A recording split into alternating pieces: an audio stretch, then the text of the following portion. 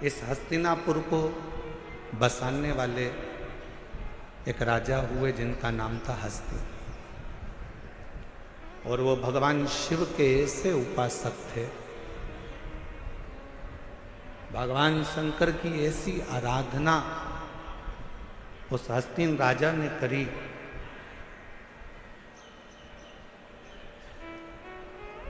कि स्वयं शिव उस राजा के कल्याण के लिए इस पृथ्वी पर अपना चरण रखकर उस राजा के कल्याण के लिए इस भूमि पर आ जाते।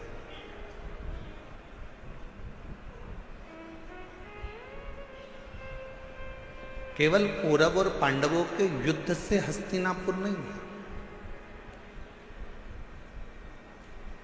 हस्तिनापुर का इतिहास अगर पुराना उठाकर देखेंगे तो मेरे शंकर की अविरल भक्ति से हस्तिनापुर है।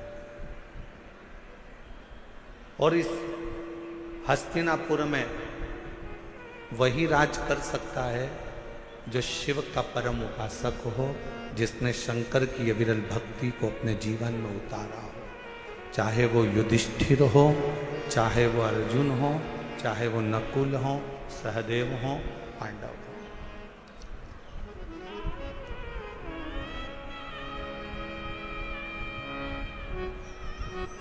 ये हस्तिनापुर शिव महापुराण की कथा जो दिल्ली के निरंकारी मैदान में चल रही है, इसमें हम विदुर जी की धर्मपत्नी जो शिव की उपासक थी, विदुर जी महाराज जो शिव के उपासक थे, अर्जुन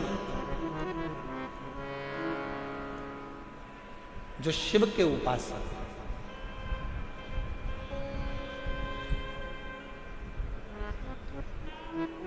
गुरु द्रोणाचार्य ने अपने 105 शिष्यों को बुलाया, 100 कौरव 5 पांडव। शिक्षा का पहला दिन था, और शिक्षा का जो पहला दिन होता है वो बड़ी परीक्षा का दिन होता है। कथा का जो पहला दिन होता है बड़ी परीक्षा का दिन होता है।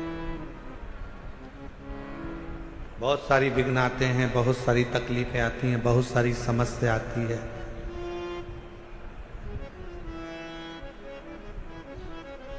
पर हमने एक चीज देखी है दिल्ली प्रशासन की, जो अभी हम लोग आते आते देख रहे थे कि यहाँ के कलेक्टर महोदय हों, यहाँ के कमिश्नर महोदय हों, यहाँ के आईजी डीआईजी हों, यहाँ के टीआई हों, यहाँ के एसपी हों, एसएसपी हों, यहाँ का एक एक प्रशासनिक बल, हमने देखा कि पूरे कथा के पंडाल पे ही नहीं, पूरी रोड पर भी व्यवस्था में लगा हुआ था। एक बार यहाँ के कमिश्नर महोदय, यहाँ के IG DIG, collector, SP, SSP, TI जितने भी यहाँ पर लगे हैं, उनके लिए जोरदार ताली की गर्जना करो कि क्या होगा कालिया। उसमें कहा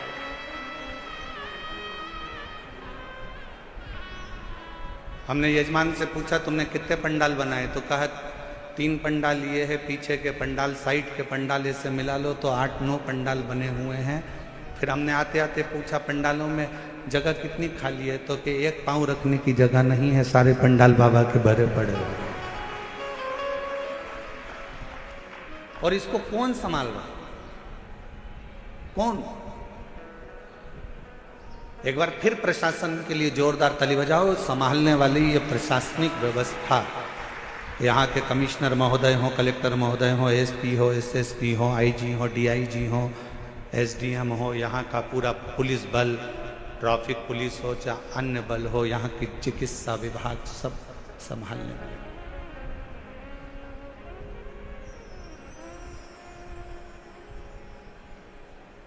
शिव तत्व पहला दिन परीक्षा का होता है और बहुत परीक्षा देना पड़ती है।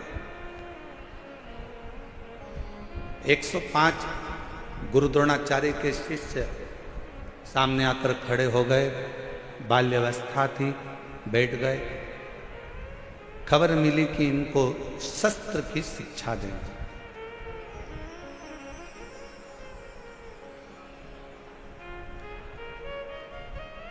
इनको शस्त्र शिक्षा देना है। गुरु द्रोणाचार्य ने इसी हस्तिनापुर में बैठकर कहा, शस्त्र की शिक्षा देने को मैं तैयार हूं, पर शस्त्र की शिक्षा देने से पहले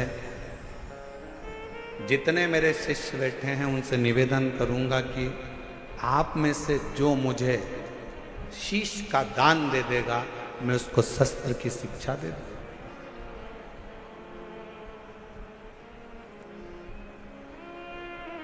जितने कौरव बैठे थे वो सारे के सारे उठकर चले गए कि शस्त्र की शिक्षा नहीं चाहिए, अगर सिर ही कट जाएगा तो शस्त्र किस काम का?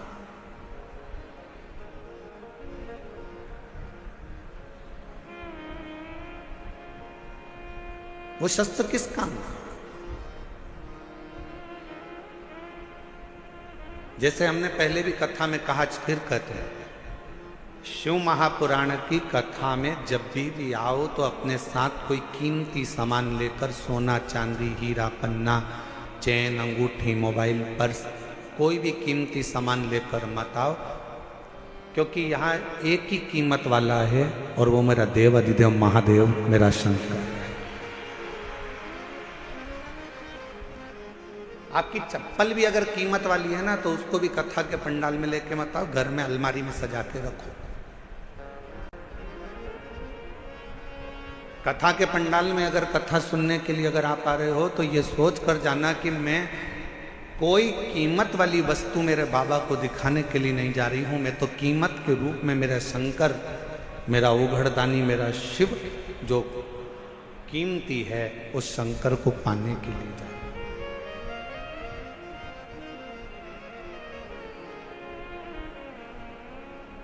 हम चेन पहने हैं, बार बार अपना ध्यान चेन पर जाएगा। हम अंगूठी पहने हैं तो अंगूठी पर जाएगा। हम हमारे कोई चप्पल रखी है तो चप्पल पर जाएगा। हमारी कोई सुंदर वस्तु है तो उस पर जाएगा। आपका ध्यान यहाँ नहीं जाना चाहिए, आपका ध्यान तो शिव में, शंकर शिव।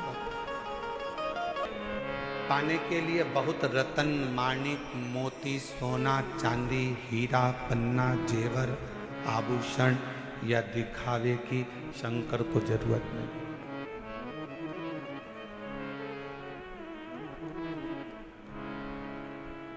तुम्हारे धन की भी शंकर को जरूरत नहीं।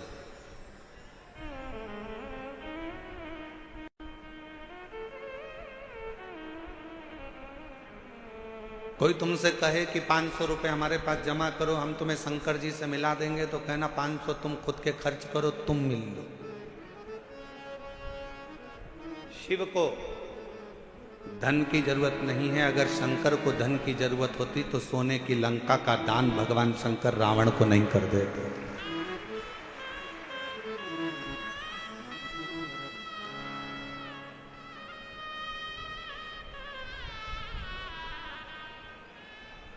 शिव को तुम्हारे वैभव की जरूरत नहीं है कि तुम दिखावा करो कि मैं शंकर जी को 1.25 लाख बेलपत्र चढ़ाऊंगा, 50 लीटर दूध चढ़ाऊंगा, या शिव जी को मैं इतना इतना 56 भोग लगाऊंगा।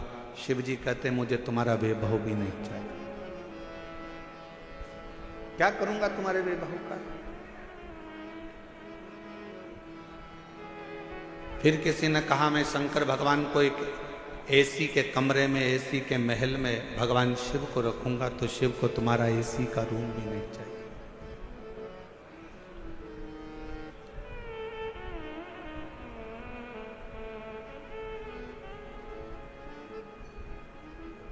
जब प्रेम हो जाता है ना, प्यार हो जाता है, तो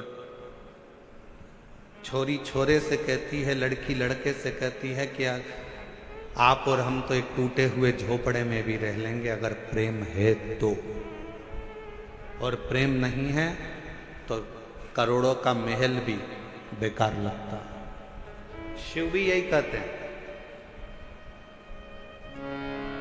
आपका अगर प्रेम है शंकर जी के प्रति, आप शिव जी को अपना मान लिए हो कि ये मेरा पिता है, ये मेरा बाबुल है, ये मेरा बाप है।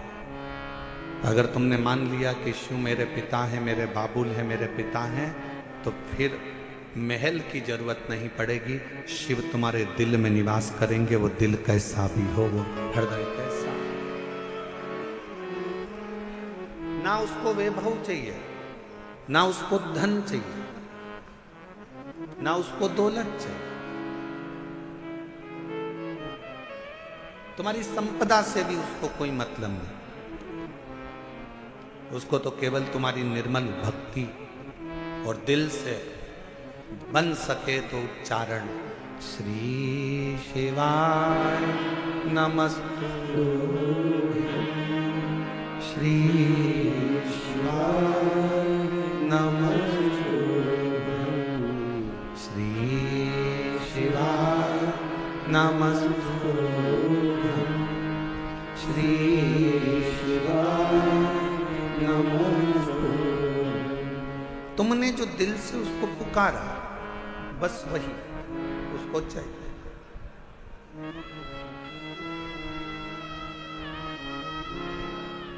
कोई दिखावा,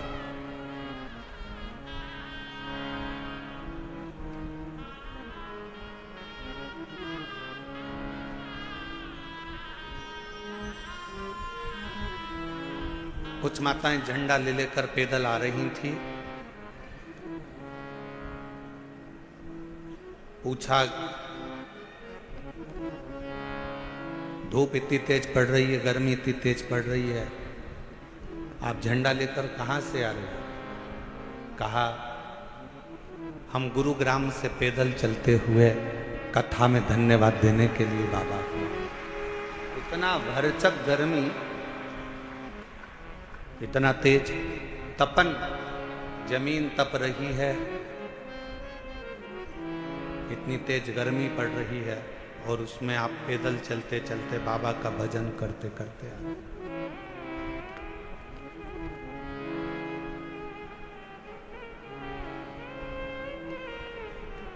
शिव कथा कह रही है, भगवान शंकर का संवाद कह रहा है। पहला दिन परीक्षा का होता है। गुरु द्रोणाचार्य ने शस्त्र की शिक्षा देने से पहले परीक्षा करी है। कहा, ये पांडव और कौरव मेरे 105 शिष्य यहां पर बैठे हैं, इसमें से जो मुझे शीश का दान देगा, शस्त्र की विद्या उसी को सिखाई जाए। शीश का दान मतलब क्या?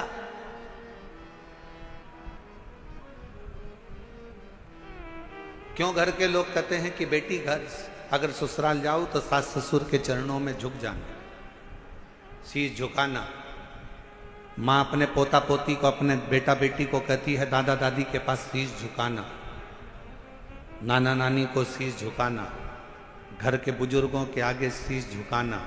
शीश झुकाना मतलब शीश का दान दे देना। शास्त्र कहता है शीश का दान का मतलब ये होता है कि आप अपने भीतर का अहंकार उनके चरणों में डाल दिए हो और आपके अंदर अहंकार बचा नहीं है, आप उसके हो गए। अभिमान आपने त्याग दिया, अहंकार आपने छोड़ दिया। कई लोग कथा में भी आते हैं तो शीश का दान नहीं कर पाते, अहंकार को छोड़ नहीं पाते। तुम मुझे पहचानते नहीं हो, तुम मुझे जानते नहीं हो। मैं अब भी फोन लगाती हूँ, देखो अब भी मुझे जगह मिलेगी, अब भी फोन लगाती हूँ। और उसको क्या मालूम कि कथा में आई है तो यहाँ तो नेटवर्क मिलता ही नहीं है। जहां जहां शिव महापुराण की कथा होती है वहां नेटवर्क ही नहीं लगता, क्योंकि वहां एक ही नेटवर्क चलता है, वो शंकर जी का। बाकी के सारे नेटवर्क फेल हो जाते हैं। मैं अभी फोन लगाती हूँ, तो मुझे जानते क्या हो, मैं बैठूंगी आगे, मैं अभी फोन लगाती हूँ। बस हम तो कहते कभी कभी उनसे भी सीखा करो जो तुरंत कहते अब भी फोन लगाती हूँ, 1 मिनट नहीं लगेगा और मेरी गाड़ी छूटेगी, अब भी फोन लगाती हूँ, 1 मिनट नहीं लगेगा और मैं आगे बैठूंगी। ऐसा ही बल तुम्हारे अंदर होना चाहिए। अब भी श्री शिवाय नमस्तुभ्यम बोलती हूँ और मेरा शंकर मेरे पर कृपा करेगा, ये निश्चित है, ये निश्चित है। और जिस दिन आपके अंदर ये बल आ गया ना कि मेरा शंकर, मेरा उघड़दानी, मेरा त्रिकालदर्शी, मेरा कैलाशी, मेरा अविनाशी, मेरा शिव मेरे साथ में है, मैं उसको पुकारूंगी, वो मेरा सुनेगा, मैं उसको आवाज दूंगी, वो सुनेगा।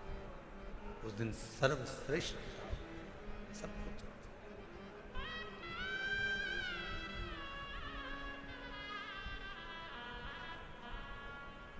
क्यों आए हो कथा में?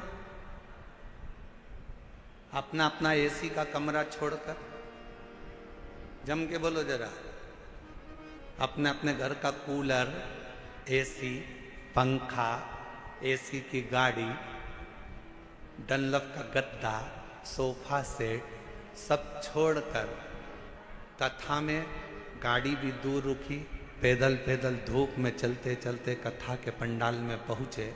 जरा विचार करिएगा, क्यों आए हो? क्योंकि तुमको मालूम है कि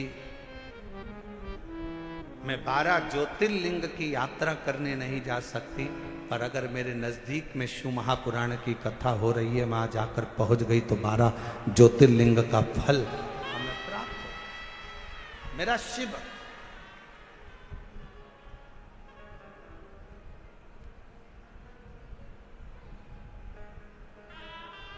मेरा शिव मुझे यहां मिल जाए।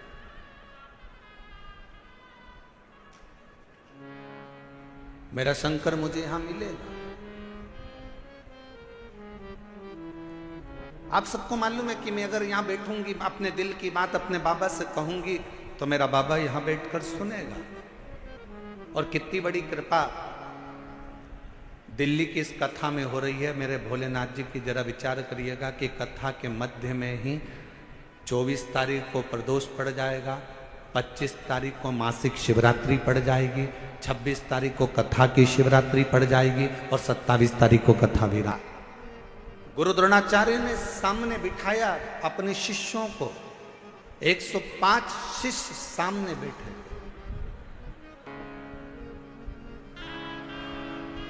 और गुरु द्रोणाचार्य ने सामने बैठे हुए 105 शिष्यों से कहा कि तुम में से जो शीश का दान देगा वो शस्त्र विद्या सीख सके। शीश का दान मतलब अब शिष्य समझे तो बात, जो समझे वो तो जाने ना। शीश का दान का मतलब ये नहीं है कि गुरु ने कहा कि शीश का दान दे दो मतलब शीश काट दो। नहीं नहीं नहीं, शीश का दान का मतलब है कि अपने अहंकार का त्याग करोगे। और जब किसी गुरु की शरणागति में जाओ, कहीं अगर भगवान की भक्ति करने के लिए जाओ, यदि कहीं भगवत भजन करने के लिए जाओ, तो सबसे पहला काम करो कि अपने अहंकार का त्याग करो, अपनी अभिमतता का त्याग करो।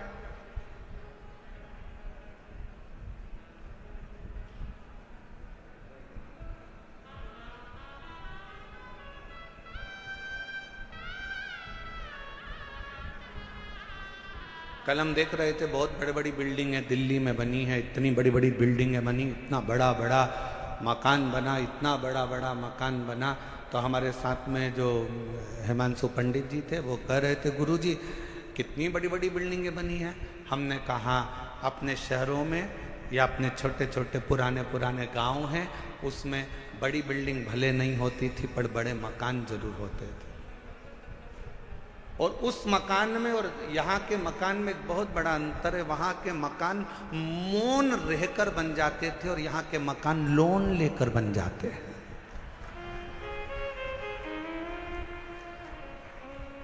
हमने कहा दोनों में अंतर। गांव का मकान कैसे बनता है? जम के बोलो जरा सब, लोन लेकर। कैसे बनता है? मौन रहकर गांव का मकान बन जाता था। और शहर में अगर मकान बनाना है, बहुत बड़ी बिल्डिंग बनाना है, तो यहाँ मौन रहने से नहीं, बैंक से लोन लेने से मकान बनता था। बहुत अंतर है दोनों में। हमारे गांव में आप जितना मौन रहेंगे, सहज रहेंगे, सरल रहेंगे, उतना उतना कृपा।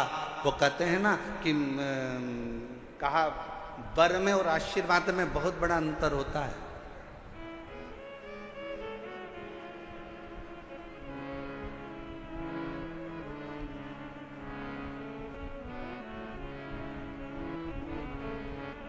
लंकापति रावण ने क्या मांगा था? शिवजी से वर मांगा था। वर मांगा। लंकापति रावण ने शिव जी से वर मांगा और हिरण्यकशिपु ने क्या मांगा? तो कहा कि भगवान से वर मांगा।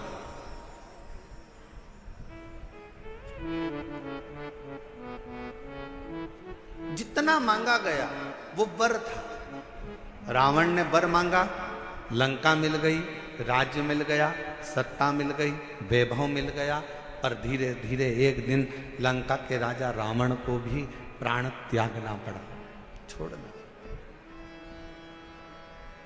हिरण्यकशिपु ने वर मांगा, एक दिन हिरण्यकशिपु को भी प्राण त्यागना पड़ा।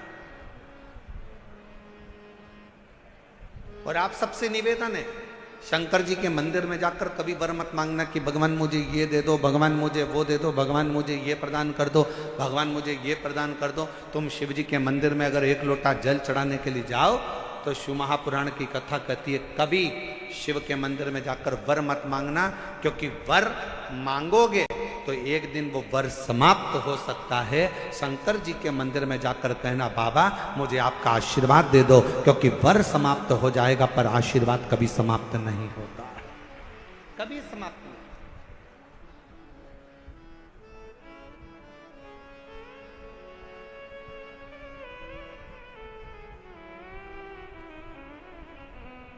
हो सकता है कि वर मिला और समाप्त हो जाए, हो सकता है कि वर प्राप्त हुआ और वो समाप्त हो जाए, पर आशीर्वाद कभी समाप्त नहीं होता। अगर मेरे शंकर का, घर के बुजुर्गों का, माता पिता का, घर के बयों का, घर के बड़ों का, गुरुजन का, संत जन, साधु जन, तपस्वी जन का, या अपने घर के माता पिता या वृद्ध का जब आशीर्वाद मिल जाता है तो फिर वर की जरूरत भी नहीं पड़ती।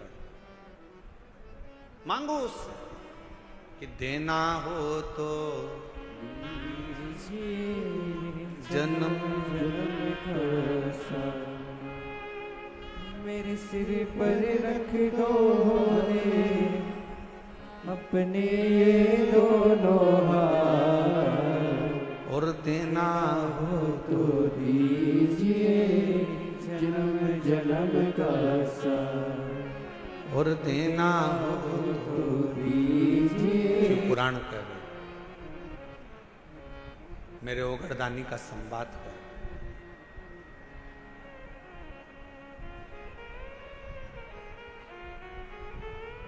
शीश का दान दीजिए। गुरु द्रोणाचार्य ने कहा कि जो शीश का दान दे देगा, जो शीश,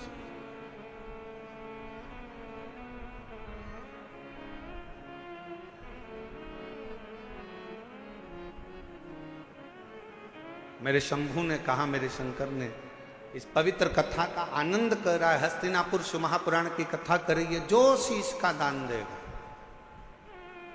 वो मुझसे शस्त्र विद्या सीख लेगा।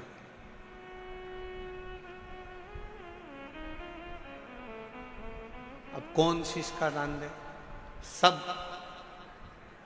105 जितने शिष्य बैठे थे गुरु द्रोणाचार्य के, उसमें से 100 शिष्य उठकर चले गए।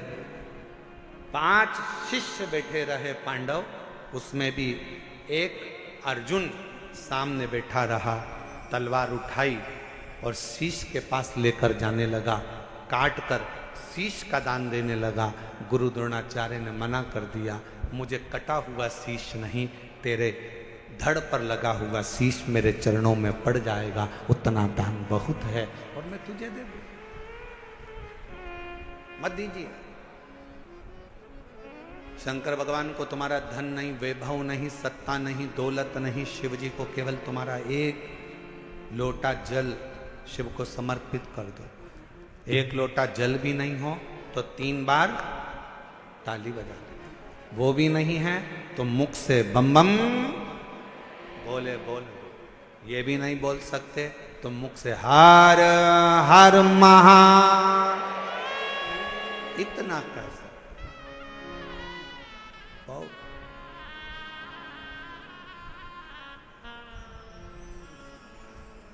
कुछ नहीं। जिस दिन अहंकार छोड़कर, अभिमत्ता त्याग कर, अभिमान का त्याग कर कर, जिस दिन अहंकार को छोड़कर तुम शिव की ओर बढ़ोगे, शिव तुम्हें प्राप्त हो जाए। हस्तिनापुर शिव महापुराण की कथा में हस्तिन नाम का जो राजा था वो शंकर का परम उपासक था, जिसने इस राज्य को बसाया था।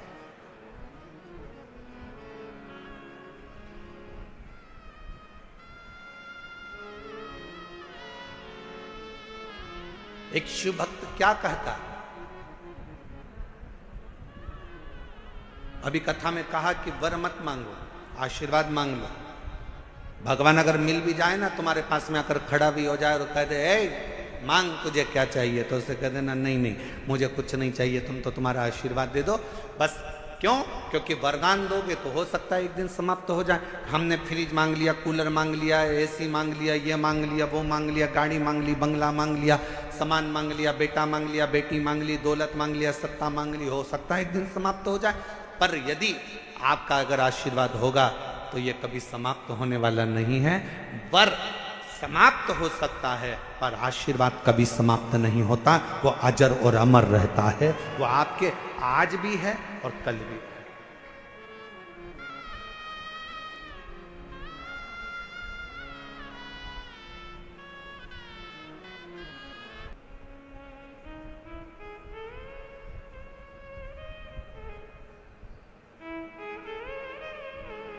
एक कथा आती है,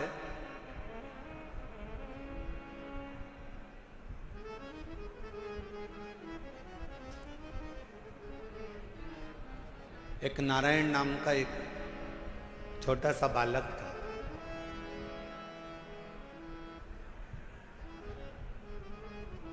सोमवार अष्टमी की कथा है, आप लोगों ने पढ़ी भी होगी, स्मरण में भी होगी। एक नारायण नाम का छोटा सा बालक है जिसकी अवस्था 7 वर्ष की, केवल 7 वर्ष की अवस्था। और ये सोमवार अष्टमी की बड़ी सुंदर कथा आज स्मरण में आई है, तो आप लोग और हम लोग उसको श्रवण करें। और कभी अगर सोमवार की अष्टमी पढ़े तो इस कथा का मनन चिंतन उस दिन जरूर करना। एक नारायण नाम का छोटा सा बालक जिसकी अवस्था 7 वर्ष की। पिता इसका जन्म होने के बाद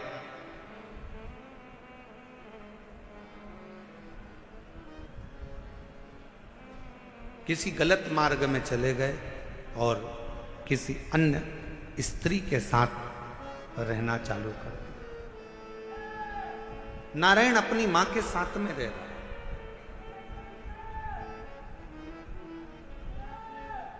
और छोटी सी अवस्था से नारायण बार बार पूछता रहता है। छोटी सी अवस्था से नारायण अपनी मां से पूछता रहता है कि मेरे पिता कहाँ हैं, मेरे पिता कहाँ हैं, मेरे पिता कहाँ। मेरी दिल्ली की जीजियों, मेरे दिल्ली के जीजाओं, मेरी बेटियों बेटाओं, मेरी माताओं, मेरे भाई, मेरी बहनों, बड़ा ध्यान लगाकर सुनना कि जन्म हुआ, पिता ने अपनी पत्नी पर कुछ गलत बातों का इल्जाम लगा दिया और बच्चे को और मां को छोड़कर पिता किसी अन्य स्त्री के साथ चला गया। साथ रहने लगा, गांव बदल दिया, नगर बदल दिया, शहर बदल दिया। पिता दूसरे गांव में, दूसरे नगर में, दूसरे शहर में रह रहा है और यहां मां अपने बच्चे को पाल पोस कर नारायण को बड़ा कर रही।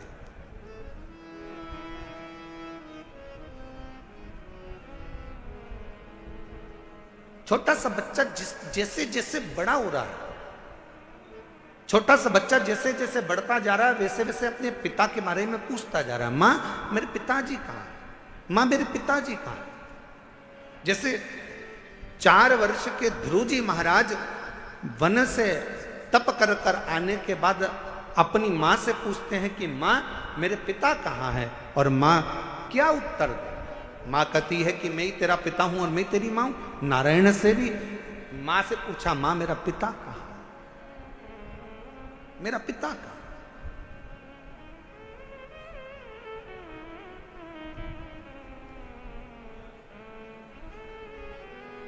एक दिन गुस्से में आकर मां ने कह दिया क्या पिता पिता पिता पिता पूछता रहता है? क्या दिन भर पिता का नाम लेता रहता है? मैंने तुझे पाल पोस कर बड़ा करा, कभी मेरा भी नाम लिया कर। क्या पिता का नाम लेता?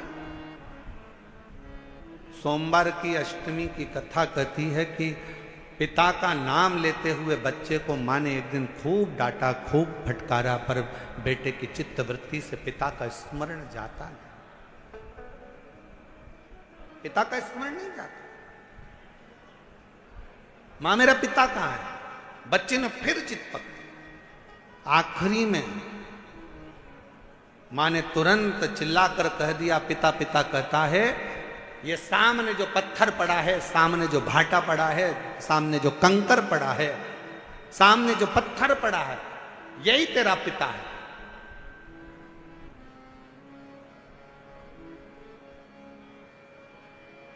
मेरे पिता का नाम क्या है? मां ने कह दिया, तेरे पिता का नाम तो वो देव अधिदेव महा। ध्यान देना जरा, मेरी दिल्ली की जीजियों, मेरे दिल्ली के जीजाओं, मेरी बेटियों, मेरी बेटाओं, मेरी माओ, ये भारत की वो भूमि है, ये भारत की वो धरा है। ये कोई साधारण सी भूमि या साधारण सी धरा नहीं है।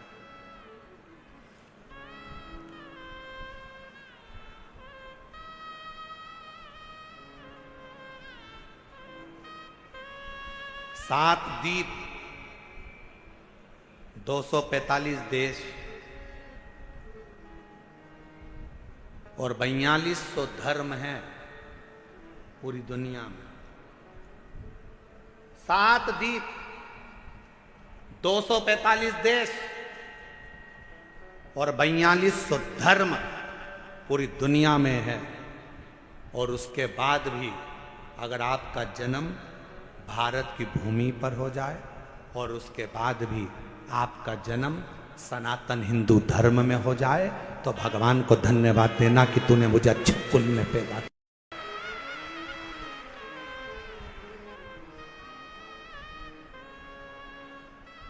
छाती तान कर चलना कि सनातन धर्म में तुम जन्मे हो। 7 द्वीप, 245 देश और 4200 धर्म होने के बाद भी ये भारत की भूमि सनातन धर्म और सनातनी बनकर अगर हम पैदा हुए हैं, तो जी हमें गौरव होना चाहिए कि हम भारत माता के इस गोद में अपने संस्कारों से पोषित होते हुए उस महादेव की कृपा से जन्मे हैं। उस महादेव की कृपा से जहां हम अपने रिश्तों को पहचानते हैं, अपनी माता को माता कहते हैं, पिता को पिता कहते हैं, भाई का संबंध रखते हैं, बहन का संबंध रखते हैं, काका काकी का संबंध रखते हैं, नाना नानी का संबंध रखते हैं। सारे रिश्ते हम निभा कर चलते हैं। कोई दूसरे देश में इतने संबंध नहीं निभाए जाते जितने संबंध हमारे भारत की धरा पर एक सनातनी निभा कर चलता है। भारत की भूमि पर एक सनातनी निभा कर चलता है। वो संबंध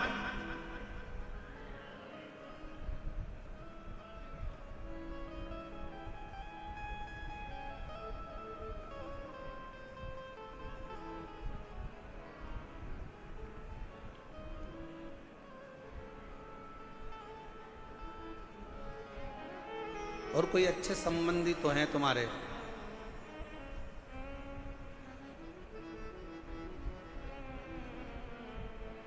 पत्थर का मुख बताकर बेटे से कह दिया नारायण से कि ये तेरा बाप है, ये तेरा पिता है। शिव महापुराण की कथा क्या करती है? शिव महापुराण की कथा ने करा क्या? शिव महापुराण की कथा ने केवल विश्वास जगाया है कि जिस तुम्हारे घर के पास के शंकर के मंदिर में 1 लोटा जल चढ़ाने जाओ, जिस शिव जी के मंदिर में तुम जल चढ़ा रहे हो, जिस शंकर जी के मंदिर में तुम जल चढ़ाने गए हो, जिस शंकर जी के मंदिर में तुम बेलपत्र चढ़ाने गए हो, जिस शंकर जी के मंदिर में तुम स्तुति गाने गए हो, जिस शंकर जी के मंदिर में तुम भजन करने गए हो, जिस शंकर जी के मंदिर में तुम नाम जाप करने गए हो, बस तुमने उसको अपना पिता मान लिया। यही शिव पुराण कर रही हो, ये सोमवार की अष्टमी की कथा कर रही हो।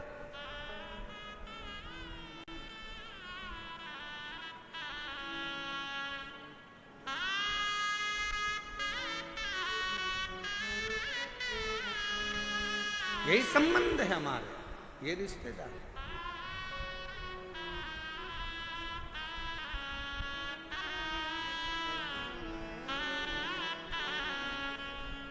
और रिश्ता तेरा मेरा सबसे प्यारा, रिश्ता तेरा मेरा सबसे प्यारा, तू मेरा बाबा मैं हूँ तेरा लाला, मैं हूँ तेरा, तू मेरा बाबा मैं हूँ तेरा लाला, मैं हूँ तेरा। यही संबंध। नारायण, ये पत्थर, ये सामने जो शिला पड़ी है, ये पत्थर पड़ा है, ये कंकर पड़ा है, ये भाटा पड़ा है, यही तेरा पिता है। क्या नाम है? बता दिया, इसका नाम देवाधिदेव महादेव। बता दिया। घर के कई माताओं ने अपने बच्चों को भेज दिया, एक लोटा जल लेकर जाओ शंकर जी के मंदिर में जल चढ़ाओ। माँ वहां पर शंकर जी कहाँ है? तो कि ये जो शिवलिंग है यही शिव है, यही पिता है, यही सर्वस्व है। आज मैं हूं कल नहीं, आज संसार है कल नहीं, पर ये शंकर हमेशा रहेगा, तेरा साथ देगा। तो इस पे जल चढ़ा, समर्पित कर एक लोटा जल।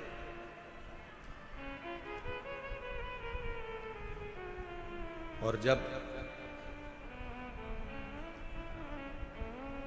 सिर पर अगर भोलेनाथ जी का हाथ हो तो फिर क्या दो? क्या प्रार्थना को करने के लिए पूरे दुनिया के लोग कथा के पंडाल में जाते हैं। उस प्रार्थना को हृदय से बाबा से निवेदन करिए, अरदास करें, बाबा से प्रार्थना करें। जहां जगह मिले वहां बैठें और पीछे बाहर वालों से भी निवेदन है, पंडालों में अगर जगह ना मिले तो हम पहले भी कहते आए हैं कि अपने साथ एक छाता, 2 पानी की बोतल साथ लेकर चलें। एक बोतल अपने लिए पानी की, एक अपने अड़ोसी, पड़ोसी और धड़ोसी के लिए पीछे वाले। जहां जगह मिले वहां बैठकर बड़े प्रेम से सभी लोग बाबा के नाम का स्मरण करते हुए अपने दिल की बात, बहुत दूर दूर से आप लोग आए हैं, बाबा से प्रार्थना करें, निवेदन करें। दिल्ली में पहली बार योग बना है, ये पवित्र शिव महापुराण की कथा पंडाल में श्रवण करने का संपूर्ण दिल्ली वासियों को बहुत बहुत बधाई है। प्रहलाद जी का चरित्र कहता है कि हिरण्यकशिपु ने भी एक पत्थर का खंबा दिखाया था प्रहलाद को, क्या इसमें परमात्मा हो सकता है?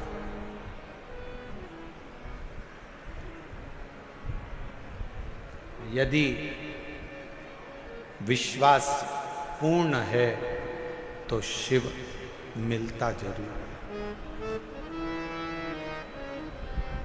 पूर्ण विश्वास अगर है तो शिव।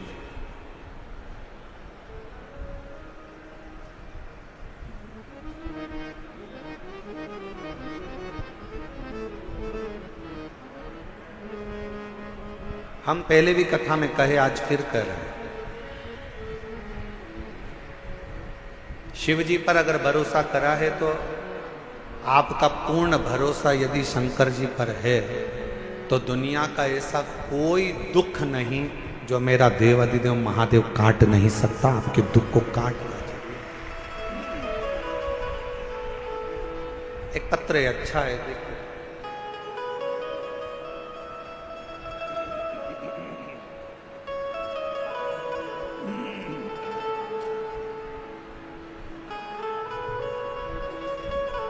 मेरा नाम पूजा शर्मा है, मेरे पति का नाम मनीष शर्मा है। मैं दिल्ली बुरारी संत नगर में रहती हूँ। मेरा मोबाइल नंबर ये है, अगर कहीं बैठे हों तो हाथ हिला सकती हैं। अगर कहीं बैठी हों तो हाथ हिला सकती हैं। और अगर साथ में बच्चा आया है तो लेकर आ सकते हैं। गुरुजी, मेरी शादी को 10 साल हो गए थे, संतान का सुख नहीं। दिल्ली का कोई ऐसा हॉस्पिटल नहीं जहां डॉक्टरों को हमने दिखाया नहीं, गोद भी भरवाई। डॉक्टरों के हिसाब से मैं मां नहीं बन सकती थी, संतान का सुख नहीं था। कोई बच्चा मेरी गोदी में आकर बैठ जाता था तो लोग उस बच्चे को उठा लेते थे, क्योंकि लोग मुझे बांझ कहते थे। इतना अपशब्द लोगों ने ताना दिया, अपशब्द कहे गुरुदेव, ताने पर ताने दिए जाते। दुख इतना था कि भगवान के सिवा किसको कहते। एक दिन मेरे ससुर जी मुझे एक पंडित जी से बोले कि मेरी बहू के यहाँ संतान नहीं है, तो पंडित जी ने भी एक ही बात कही कि एक काम कहो,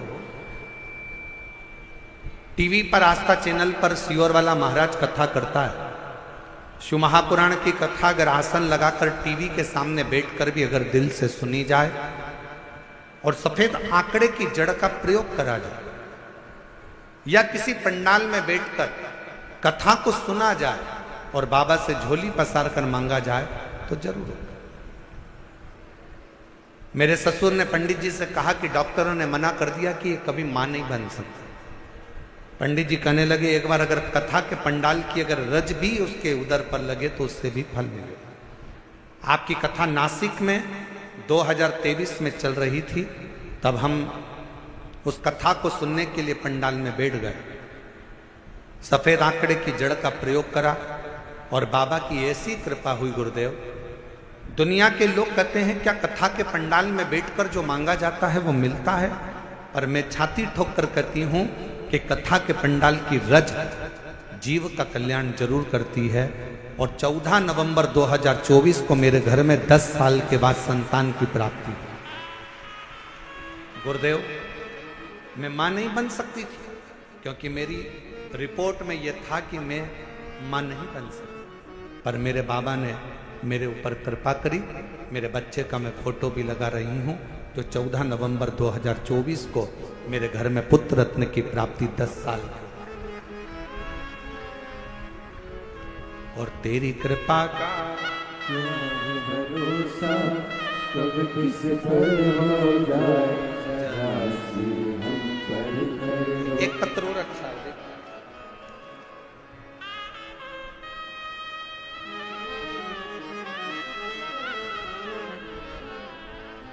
मेरा नाम संध्या सैनी है, पति का नाम कविंद्र सैनी है। मैं दिल्ली के बुरारी संत नगर की रहने वाली हूँ। पत्र को आप लोग एलईडी पर पढ़ सकते हैं। एलईडी पर चल रहा है पत्र? एलईडी नहीं चल रही है क्या? अच्छा, एलईडी नहीं चल रही।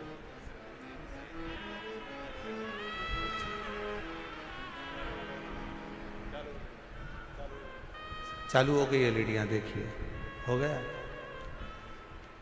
पत्र को आप लोग एलईडी पर पढ़ सकते हैं। मेरा नाम संध्या सैनी है, पति का नाम कविंद्र सैनी है। मैं दिल्ली बुरारी संत नगर की रहने वाली हूँ। गुरुजी, एक लोटे जल का मैं क्या वर्णन करूं। मेरा बेटा सीए का एग्जाम दे रहा था, 3-4 नंबर से रह जाता था। कई साल हो गए थे। बेटे ने आखिरी में हिम्मत हार दी और बेटा कहता है कि माँ अब मैं एग्जाम नहीं दूंगा। मैंने अपने बेटे से कहा, वो सियोर वाला महाराज कहता है कि अच्छी पढ़ाई करो, दिन रात एक कर दो, इतनी मेहनत करो कि रात दिन एक हो जाए, और फिर शिवजी पर एक बेलपत्र शहद लगाकर चढ़ाकर बाबा से विनती करो। मेरे बेटे ने आपका कहना मानकर टीवी पर कथा सुनकर बेटे ने पढ़ाई करना प्रारंभ करा, और अब की बार उसने कह दिया, माँ वो सियोर वाला बाबा बोला है कि पढ़ाई को 4 गुना करना। अभी तक जो मेहनत करी थी उससे 4 गुना ज्यादा मेहनत करूंगा। और बेटे ने पढ़ना प्रारंभ करा। जो बेटे की हिम्मत हार गई थी उसने पशुपतिनाथ का व्रत किया और बाबा की कृपा से फिर वापिस एग्जाम दिया। मेरा बेटा रोज शिव जी के मंदिर जाता, जल चढ़ाता, पशुपति व्रत करता और साथ में पढ़ाई में मेहनत करता। गुरुदेव, उसकी लगन इतनी हो गई कि वो रात दिन एक कर कर पढ़ता। और आप कहते हो कि मेहनत का फल बाबा देता जरूर है। और आज मेरा बेटा सीए बन गया, मैं बाबा को यहाँ धन्यवाद देने के लिए आई। शिव की उदारता इसी को कहते हैं।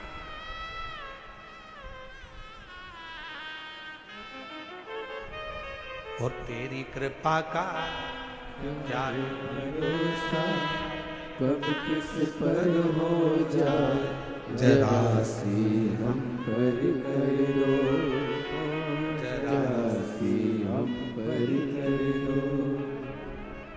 पापी हो चाहे जितना उसका भी बाबा उद्धार हुआ, उद्धार हुआ। जिस पर भी हो गई तेरी करुणा कृपा, वो भव पार हुआ, भव पार हुआ। आप जितने प्रेम से, जितने विश्वास के साथ, जितनी दृढ़ता के साथ, हम फिर निवेदन करेंगे मेरे बेटा बेटियों से, मेरे नवयुवक बच्चों से, मेरी बहनों से, मेरे जीजाओं से, मेरी बेटियों से निवेदन है, कभी हिम्मत मत हारो। एक कंपटीशन एग्जाम में बैठे हो, क्लियर नहीं हुआ, फिर वापस बैठो। दूसरा कंपटीशन एग्जाम क्लियर नहीं हुआ, तीसरा एग्जाम दो। तीसरा क्लियर नहीं हुआ, चौथा एग्जाम दो। अपनी हिम्मत को नहीं हारना। कभी ये मत कहना कि मैं ये नहीं कर सकता। तुम में से ही जितने बेटा बेटी यहां पर बैठकर कथा का रसपान कर रहे हैं, जितने टीवी पर कथा सुन रहे हैं, जितने आस्था चैनल पर कथा सुन रहे हैं, जितने फेसबुक पर कथा सुन रहे हैं, तुम में से ही कोई बेटा कलेक्टर बनता है, तुम में से ही कोई बेटी एसपी बनती है, तुम में से ही कोई कलेक्टर, कोई आईजी, कोई डीआईजी, कोई कमिश्नर बनता है। बस तुम्हारी मेहनत तुम्हें 4 गुना बढ़ाना है तो एक दिन उच्च पद पर बैठ ही जाओगे, ये निश्चित है। आपका परिश्रम, आपकी मेहनत, आपकी लगन आपको मंजिल तक पहुंचाएगा।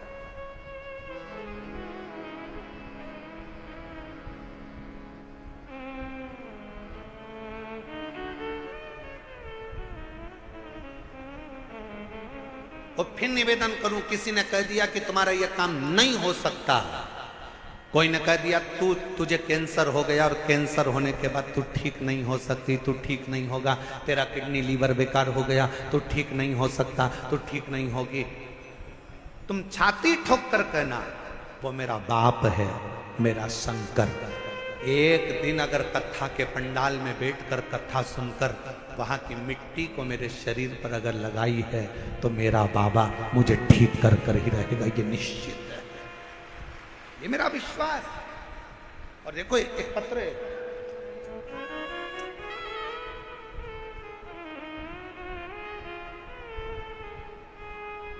पहले निवेदन करूं आप लोगों को, पत्र लिखो पर थाली मत भेजो। इन थालियों का हम क्या करेंगे? पत्र भेजो आप केवल, हम उस पत्र को हमारे हाथ में आएगा तो पढ़ेंगे जरूरी। थाली वाली को ना भेजिए आप।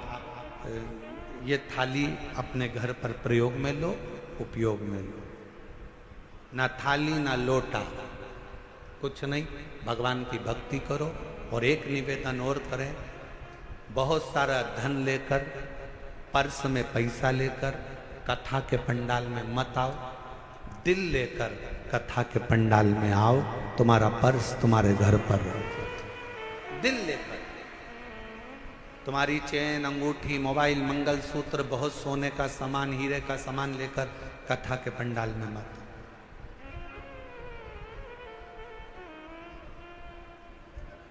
और यदि तुम्हारा कोई सामान चोरी होता है तो उसमें जवाबदार तुम हो।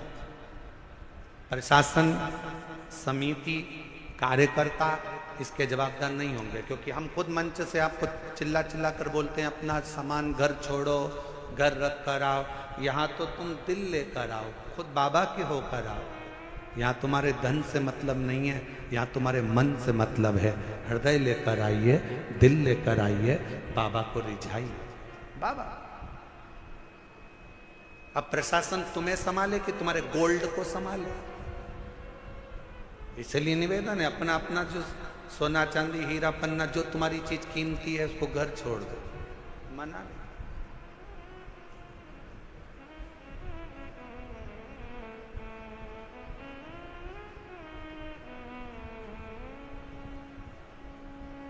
एक पति ने अपनी पत्नी से कहा अमरावती में कथा में, तू मुझे कथा में लेकर क्यों नहीं चलती? तो पत्नी अपने पति से बोली, सीहोर वाले बाबा बोलते हैं जो कीमती चीज है उसको घर छोड़कर आओ। तो पति ने कहा कीमती चीज तो सोना चांदी होती है। पत्नी कहती है मेरी कीमत तो तुम हो, तुम इतने कीमती हो इसलिए तुम्हें घर छोड़कर कथा में चली जाती, तुम गोल्ड से भी कीमती हो। ये उसकी उदारता, ये उसकी कृपा, ये उसकी करुणा, ये उसकी दया है। एक पत्र अच्छा है।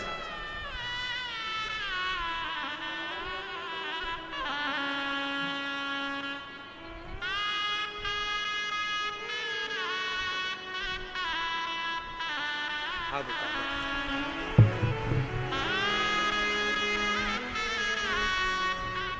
जब डॉक्टर ने मना कर दिया था कि तुम मां नहीं बन सकती, तब इस बेटी को गोद ले लिया था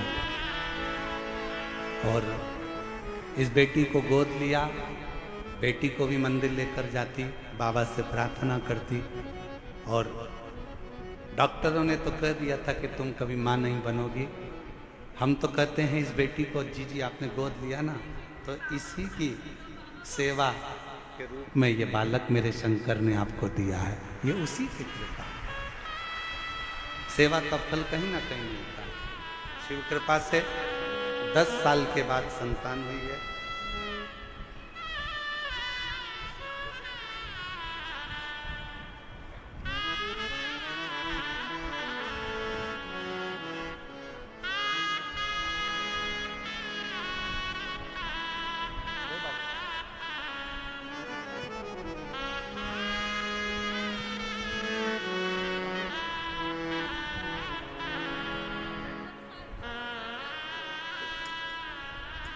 और तेरी कृपा का क्या है भरोसा, कब किस पर हो जाए राजी हम पर कर दो, राजी हम पर कर दो। श्रीमती गीता देवी, पति का नाम श्री रविंद्र सिंह प्रजापति, भजनपुरा दिल्ली। मोबाइल नंबर ये है। 2021 में कैंसर हो गया। डॉक्टर ने थोड़ा सा समय दिया, कह दिया कि कुछ समय क्या करें। हॉस्पिटल से इलाज करा कर आ रही थी कि किसी ने, ऑटो वाले ने कहा कि बहन जी क्या बीमारी हो गई? कहा कैंसर हो गया। कहा कि वो एक सीहोर वाला महाराज कहता है कि आप कैंसर का इलाज कराओ, दवाई लो, डॉक्टर को दिखाओ, जांचें कराओ और साथ में शिव पर विश्वास कर कर शंकर जी के मंदिर में जाकर एक लोटा जल चढ़ाकर उसका आचमन करो और बेलपत्र चढ़ाकर खाओ। आपने खाई? कहा नहीं। उस ऑटो वाले के वचन पर विश्वास कर कर डॉक्टर ने थोड़ा सा समय दिया था। हम सीहोर चले गए, वहां से रुद्राक्ष लिया आए, जल में उसको रात भर गलाते, शिव जी को चढ़ाते, बेलपत्र खाना प्रारंभ करा और दूसरी बार फिर वापिस बाबा से विनय कर कर डॉक्टर को दिखाने के लिए गई और बाबा से कहकर गई, बाबा डॉक्टर ने थोड़ा सा समय दिया है, अगर मेरा कैंसर ठीक हो गया 5 पंडाल बैठकर कथा सुनूंगी। और बाबा की कृपा से दूसरी बार जांच जब दिल्ली में कराई कैंसर हॉस्पिटल में, तो कैंसर पूर्ण तरह से स्वस्थ था। कैंसर ठीक हुआ। मैं कोसी कला गई, फरीदाबाद गई, ग्रेटर नोएडा गई, मेरठ गई, 5 स्थान पर मैंने शिव महापुराण की कथा सुनी और बाबा से प्रार्थना करी। आज मैं पूर्ण तरह से स्वस्थ हूँ। बाबा की कृपा से मेरी कैंसर की रिपोर्टें पूरी नील आई। मैं शिव क्या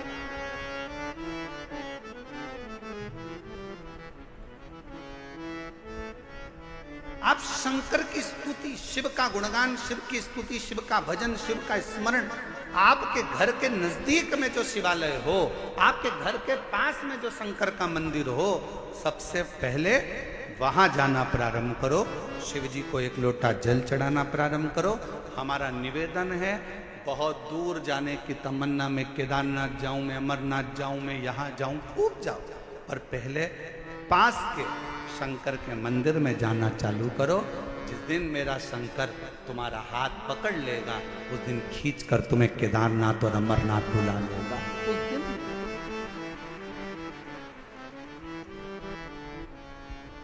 हम विश्वास नहीं कर पाते, और आज फिर कहेंगे निरंकारी मैदान दिल्ली के इस पवित्र प्रांगण से कि आप लोग बड़ी दूर दूर से कथा श्रवण करने के लिए आए हो, मेरा बाबा तुमको क्या देगा। ये तो 3 महीने बाद आप और हम जब कथा के पंडाल में कहीं मिलेंगे तो आपका पत्र इसी दिल्ली के एक निरंकारी मैदान की कथा का लिख कर भेजोगे कि हमने कथा सुनी थी और मेरे बाबा ने मुझे ये दिया। क्या देगा, कैसे देगा, कब देगा, ये उसकी मर्जी। बस आपको दिल से कथा का रिस्पान। नारायण, मां के ये पत्थर में मेरा पिता, हाँ पत्थर में तेरा पिता,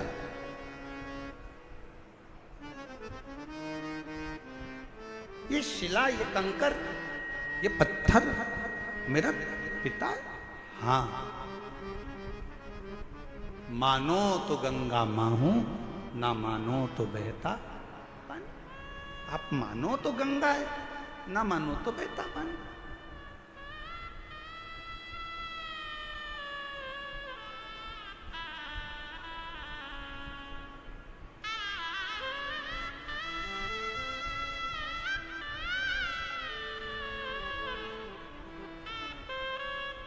यह आपके ऊपर निर्भर करता है कि आप क्या मान रहे हो।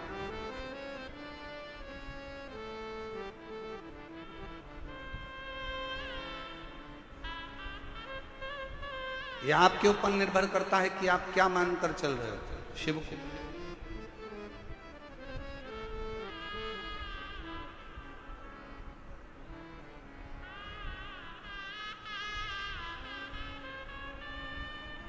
नारायण बेटे ने वो पत्थर को उठा लिया, बाजू में लेकर सो गए। पिता का स्मरण करता, पिता का नाम, पिता का।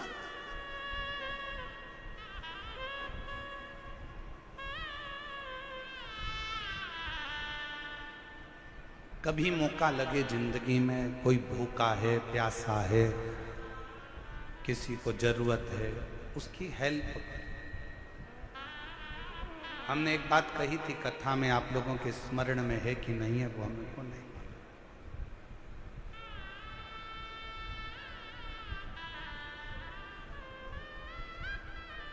आप किसी को दान नहीं दे सकते, बिल्कुल मत दीजिए।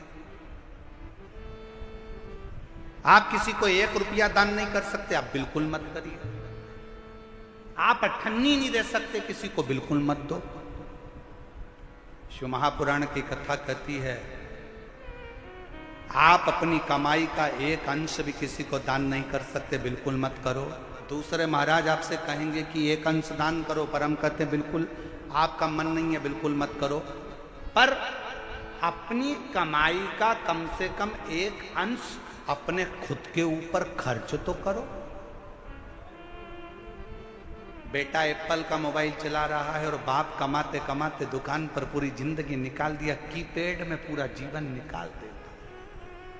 बेटा जीन्स और टी-शर्ट पहनकर घूमता है, बच्चे अलग अलग अलमस्ती में घूमते हैं, नई नई गाड़ियों में घूमते हैं, और बाप कमा कमा कर अपनी जिंदगी का 1 अंश जोड़ते जोड़ते मर जाता। आप अपने ऊपर तो खर्च करो।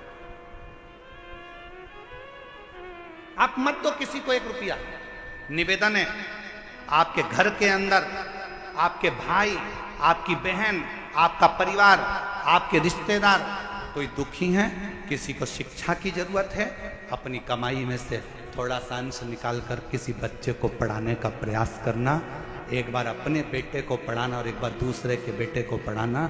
जो दूसरे का बेटा पढ़ गया ना, तुम्हारे एहसान को जिंदगी भर नहीं भूल पाएगा। एक ना एक दिन तुम्हारे लिए आगे बढ़कर सामने।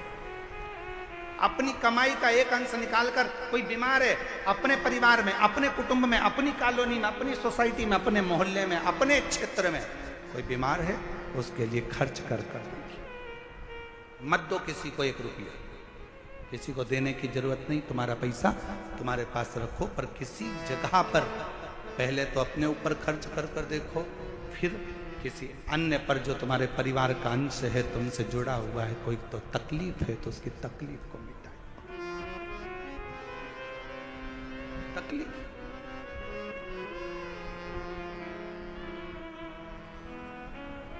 शिव कथा कह रही है। नारायण अपने भगवान शंकर के उस शिवलिंग को अपने पास में, कंकर को, पत्थर को अपने पास में लेकर सोता है। माँ भोजन देती है, अपने पिता को भोग लगाता है। माँ कोई वस्त्र देती है, अपने पिता को वस्त्र दे देता है। स्नान करने जाता है तो पात्र को रखकर उसी से स्नान उसको भी कराता है, वो खुद भी करता है। कभी कभी दिल कर जाता है तो उस कंकर को, उस पत्थर को नारायण अपने गाल से लगाकर याद कर कर रोता है।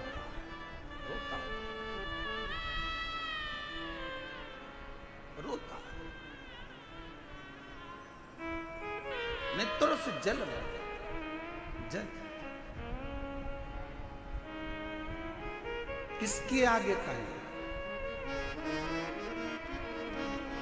और देख लिया संसार हमने, देख लिया सब मतलब के यार हमने देख लिया। डॉक्टर ने 2021 में थोड़ा सा समय दिया था और कह दिया था चली जाएगी, पर बाबा की कृपा से सारी रिपोर्ट नॉर्मल आई और पूर्ण तरह से कैंसर से मुक्त हुई। एक बार जोरदार ताली। झूठे नाते झूठे रिश्ते, झूठे नाते झूठे रिश्ते, अरे झूठा है संसार हमने देख लिया। सब मतलब के यार हमने देख लिया। शिव कथा करती है। नारायण सोमवार की अष्टमी की कथा करती है। नारायण पाषाण को अपने गाल से लगाकर रो रहा। कभी मौका लगे ना किसी के सामने जाकर मत रो। शिव कथा करती है। सुनार,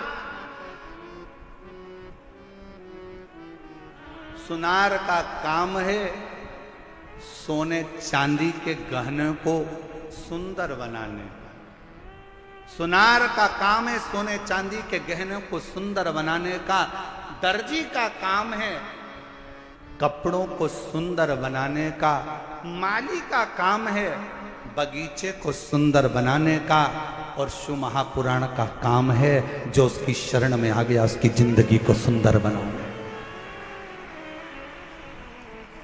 शिव महापुराण का काम ही यही है कि जो शरण में आया, जो पंडाल में बैठ गया, जो आया, कथा श्रवण करी, पंडाल में जगह नहीं मिले तो अपना छाता लगाकर 2 पानी की बोतल साथ में लेकर जहां मौका मिले वहां बैठकर जहां तक आवाज जाए वहां तक, जहां तक आवाज जाए वहां श्रवण करो। और जब कथा के पंडाल से उठकर अपने घर की ओर जाओ तो वहां की रज को प्रणाम कर, नमन कर, हृदय से श्री शिवाय नमस्तु। श्री सब बोलिए सब। श्री शिवाय नमस्तु। श्री शिवाय नमस्तु। जब जाओ तब 5 बार, 7 बार, 11 बार, 21 बार तुम्हारा दिल करे उससे बोल कर फिर जाओ, विनय कर।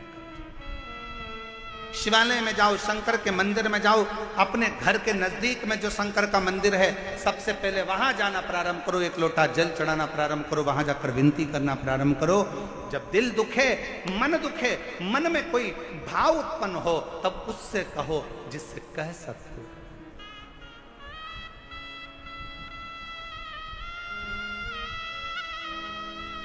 जिससे बोल सकते,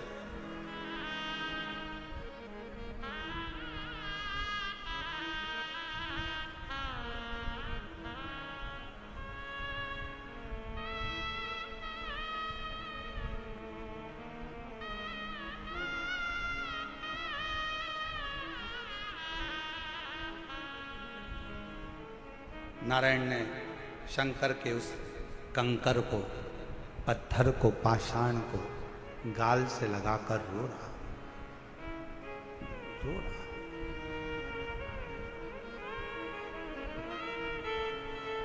अब जिद पकड़ ली, बच्चा है, जिद्दी करता है, जिद पकड़ ले, थोड़ी सी जिद पकड़, जिद। और क्या जिद पकड़ी नारायण ने कि पिताजी, जैसे दुनिया के बच्चों के बाप होते हैं वैसे मुझे अपने पापा को देखना है, अपने पिता को देखना है, अपने बाबू को देखना है।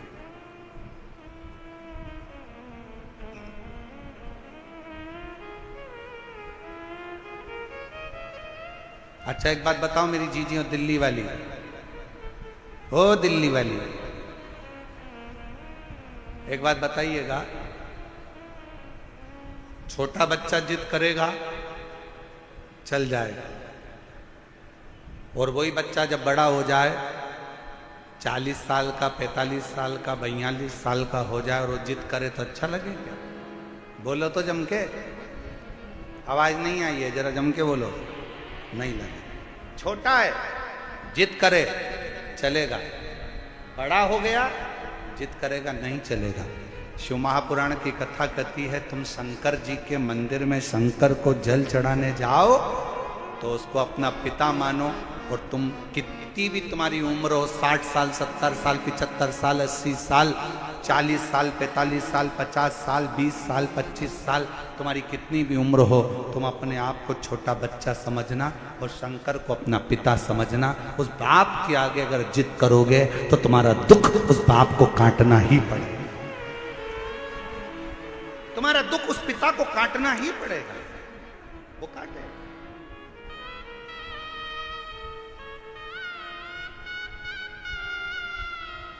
काटेगा।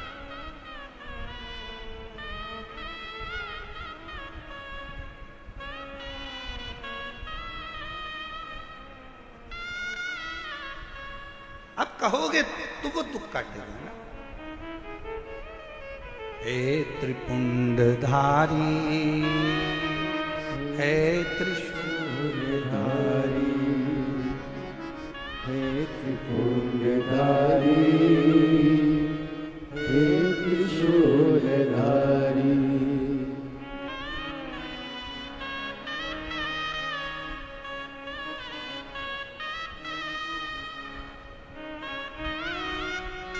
भगवान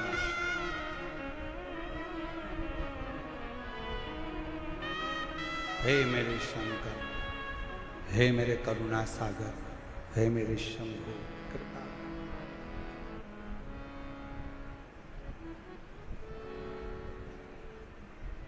अगर तू कृपा करे तो दुनिया का सारा। हे त्रिपुंडधारी, हे त्रिशूलधारी, महादेव नमन चरणों में, महादेव नमन चरणों में, स्वीकार कीजिए सबका किया है मेरा भी उद्धार कीजिए, उद्धार कीजिए। हे त्रिपुंडधारी, हे त्रिशूलधारी, हे त्रिपुंडधारी, हे त्रिशूलधारी। अब बच्चा जिद पकड़ कर बैठा है, मेरे पिता के जैसे दुनिया के बाप जैसे होते हैं, दुनिया के पिता जैसे होते हैं, मेरे पिता का मुझे वैसा दर्शन करना है। जिद पर अड़ गए। पार्वती जी शंकर जी को देखकर मुस्कुरा रही हैं और शिव जी पार्वती को देखकर थोड़ा सा शंकर भगवान को क्रोध आया। शिव जी ने कहा, पार्वती तू मेरे ऊपर हंस रही है? पार्वती जी कहती हैं, मेरे को हंसी इस बात की आ रही है, उसकी माँ ने एक पत्थर उठाकर दे दिया और कह दिया कि तेरा पिता यही है, और नाम भी दे दिया देवाधिदेव, महादेव तेरे पिता हैं। और तुमने उससे संबंध बना लिया, रिश्ता बना लिया। जरा विचार करिएगा, पत्थर पर जल चढ़ाने से, एक शिवलिंग पर जल चढ़ाने से, तुम्हारे घर में एक छोटा सा भी अगर शिवलिंग है, छोटा सा भी शिवलिंग है, शिव महापुराण की कथा कहती है, भले आप अपने घर में शंकर जी के शिवलिंग को रोज जल चढ़ाओ मत चढ़ाओ, आप अपने घर में शंकर के शिवलिंग की रोज पूजन करो मत करो, पर घर में अगर शंकर का शिवलिंग विराजमान रहता है तो उस घर में कभी दरिद्रता नहीं आ सकती है, कभी दुख नहीं आ सकता। हर हर महादेव।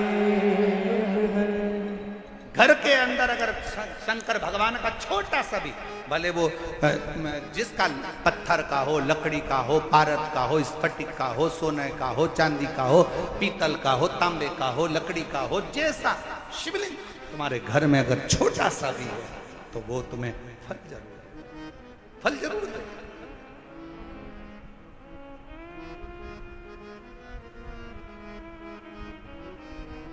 सबका किया है मेरा भी उद्धार कीजिए।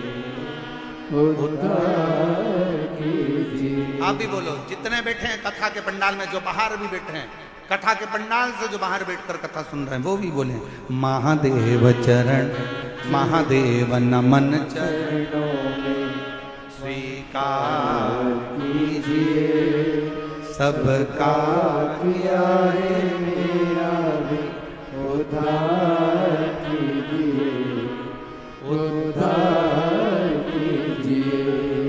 हे त्रिपुंडधारी, हे त्रिशूलधारी, हे त्रिपुंडधारी, हे त्रिशूलधारी। आप प्रणाम करो उसको, नमन करो उसको, बार बार दंडवत करो।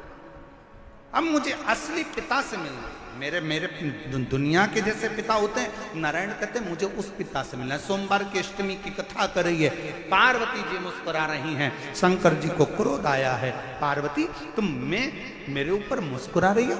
पार्वती जी कहती हैं एक पत्थर पर जल चढ़ाया है, एक पाषाण पर जल चढ़ाया है और तुम्हारा नाम लेकर चलाया है, अब तुम क्या रिश्तेदारी निभाओगे? शंकर भगवान बोले अगर कोई भूल से भी मेरा नाम लेकर एक पत्थर को उठाकर हाथ की हथेली पर रखकर भी जल चढ़ा देता है और मुझे पुकार लेता है, शंकर कहते हैं वो मेरा अपना पुत्र बन जाता है, पुत्री बन जाता है, मेरा अपना है।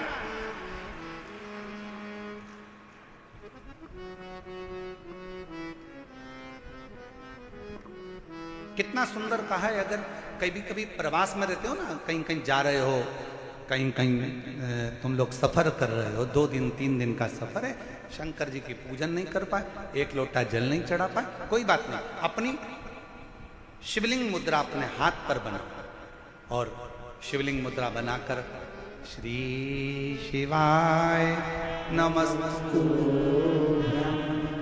श्री शिवाय नमस्तु। शिवलिंग मुद्रा अपने हस्त कमल पर बनाओ। जब कहीं सफर में हो, बहुत तुम्हें लग रहा है आज मैं बहुत उलझनों में फंसी हूं, बहुत तकलीफ में फंसी हूं, बहुत कष्ट है, बहुत बीमारी, बहुत तकलीफ है, बैठ गए एकांत में, जब तुम्हारा दिल करे, बहुत डिप्रेशन में पड़े हो, बहुत चिंता में पड़े हो, बहुत टेंशन में पड़े हो, तब तुम अपने शिवलिंग सामने भी नहीं है, अपने हस्त कमल पर शिवलिंग मुद्रा का निर्माण करो, शिवलिंग मुद्रा, और शिवलिंग मुद्रा का निर्माण कर कर दिल से बाबा को मुस्कुराते हुए बड़े भाव से श्री शिवाय नमस्तु, श्री शिवाय नमस्तु, श्री शिवाय नमस्तु, श्री शिवाय नमस्तु। शिवलिंग मुद्रा का निर्माण कर कर शंकर को पुकारो।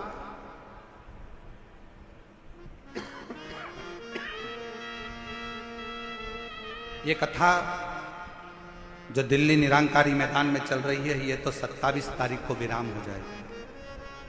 30 तारीख से 30 मई से 5 जून तक लातूर महाराष्ट्र में 2 बजे से 5 बजे तक जो शिव महापुराण की कथा होगी, उसमें शंकर जी की बेटियों के नाम से शिवपुत्री शिव महापुराण की कथा लातूर में होगी।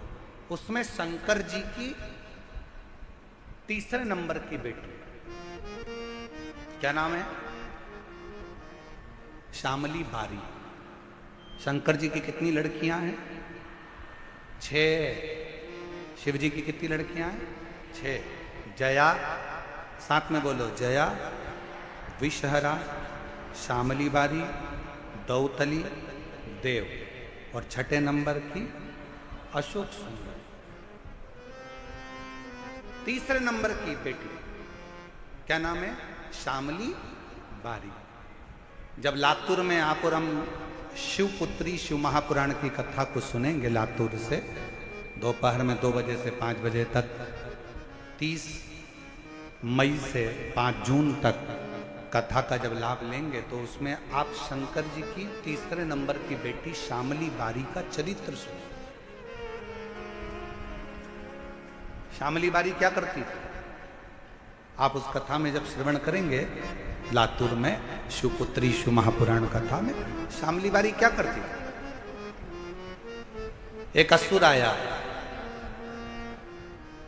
असुर ने श्यामली बारी का जब हाथ पकड़ा, उसको ले जाकर एक कक्ष में बंधन बना दिया। बंधन, कक्ष में बंधन बना दिया। और शिव की पुत्री श्यामली बारी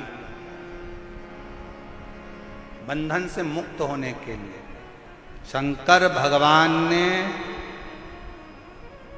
शिव जी का पूरा चरित्र उठाकर देखिए। शंकर भगवान की बेटियों के ऊपर जब जब किसी असुर ने संहार करना चाहा, किसी राक्षस ने शंकर की बेटी को छूना चाहा, या शंकर जी की धर्म पत्नी को छूना चाहा, शंकर जी ने उसका अंत नहीं करा। स्वयं पार्वती जी को छुआ तो पार्वती जी ने अंत करा, और शंकर जी की बेटियों को छुआ तो बेटियों ने अंत करा। ये सीख दे रही है शिव महापुराण की कथा। अपनी बेटी को शिक्षा दो,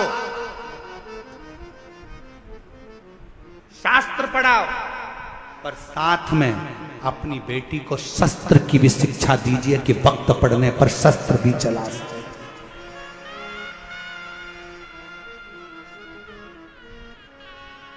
अपनी बेटियों को शास्त्र की शिक्षा दो, अपनी बेटी को अच्छा कॉलेज पढ़ाओ, अपनी बेटी को अच्छी शिक्षा दीजिए, अपनी बेटी को अच्छा अध्ययन कराइए, उच्च स्कूल में पढ़ाइए, जितना बन सकता है। हमने जयपुर की कथा में भी कहा था कि बेटी को कन्यादान देने से ज्यादा जरूरी है शिक्षा का दान देना। बेटी को अच्छा पढ़ाओ, उच्च शिक्षा प्रदान करो। कन्यादान जो दिया है वो हो सकता है कि एक ना एक दिन समाप्त हो जाए, पर शिक्षा का दान जो तुमने दिया है, बेटी को पढ़ाया लिखाया, वो शिक्षा एक दिन उस बेटी की जिंदगी में कभी ना कभी काम जरूर आएगी। बनाओ बेटी को शिक्षा अच्छी दीजिए, और बच्चों को लायक बनाओ, खूब लायक बनाओ, पर बच्चों को इतना लायक भी मत बना देना कि एक दिन वो माँ बाप को नालायक समझने लगे। लायक बनाओ, पढ़ाओ, खूब शिक्षा दीजिए।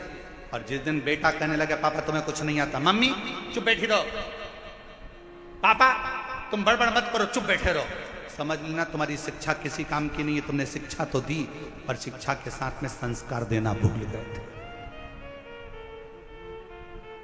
जिस दिन तुम्हारी औलाद, तुम्हारा पुत्र ऑफिस में तुम्हारा रुआब है, नौकरी में तुम्हारा रुआब है, घर जाने के बाद तुम्हारी औलाद तुमसे कहे पापा तुम चुप बैठे रहो, तुम्हें अक्ल नहीं है, मम्मी तुम चुप रहो, तुम्हारे को कुछ नहीं आता है, मम्मी चुप रहो, समझ लेना कि तुमने बच्चों को शिक्षा तो दी, पर संस्कारों से जोड़ नहीं पाए। तुम बच्चों को लायक तो बना दिए, पर उसने तुमको नालायक समझ लिया। इसलिए याद रखना, अपने बुढ़ापे को सुधारने के लिए अपनी औलादों के सामने तुम्हारी पत्नी भले 8वीं फेल है, पर बच्चों से हमेशा कहना कि तेरी माँ के बराबर कोई दुनिया में समझदार नहीं है, और अपने बच्चों के सामने कहना कि तेरे बाप के जैसा दुनिया में कोई समझदार नहीं है। अपने औलाद के सामने अपनी पत्नी का सम्मान करो, अपनी औलाद के सामने अपने पति का सम्मान करो। अगर आज पत्नी अपने पति को बच्चों के सामने कहेगी तेरे बाप में तो अकल ही नहीं है, तेरे बाप में तो अकल नहीं है, तो बच्चा भी वही सीखेगा। और बाप बोलेगा तेरी माँ में तो अकल नहीं है, तेरी माँ में तो अकल नहीं है, तो बच्चा भी वही सीखेगा। और एक दिन जब बच्चा बड़ा होगा तो माँ बाप दोनों को चुप करना चाहेगा। इसलिए बच्चे जब पढ़ रहे हों, बड़े हो रहे हों, पढ़ रहे हों, तो उन बच्चों के सामने कहना, भले तुम्हारी पत्नी 8वीं फेल है, शिक्षक नहीं है, अच्छी पढ़ी लिखी नहीं है, तो भी कहो कि बहुत अच्छी है।